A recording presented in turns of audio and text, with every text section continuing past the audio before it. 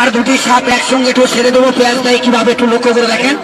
কিন্তু আপনারা আমি জানা মোতাবেক আমি আপনাদের পা ধরতেছি, এই জায়গাটা একটু ভাগ হচ্ছে আপনার একটু সামান্য একটু গাগান, ভাই একটু গাগান, বাবা একটু গাগান, তো ছেলে পেলে একটা তালি বাজান তো, বাবা দেখে একটু তালি বাজান। আরে বললো হইল কাহালো, দেখি বাবা একটু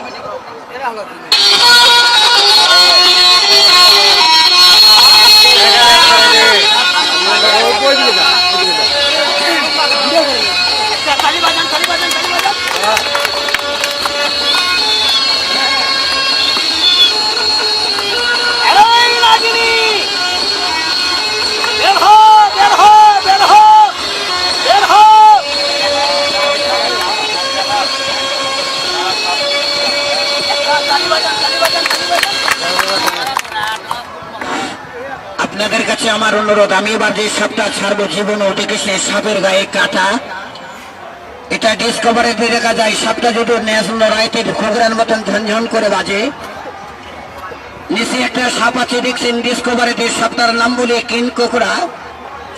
সাপটা দেখেছেন ওই ডিশের লাইনে পর্দায়, কিন্তু জীবনে চোখে দেখেননি। আরো একটি সাপ আছে আমার, কয়েক রঙের কয়েকটা সাপ আছে দেখেন, এখানে একটি সাপ আছে, সাপটার নাম বলে আর্টিজেনিক সাপ। সাপটার জন্মটা থাইল্যান্ডে।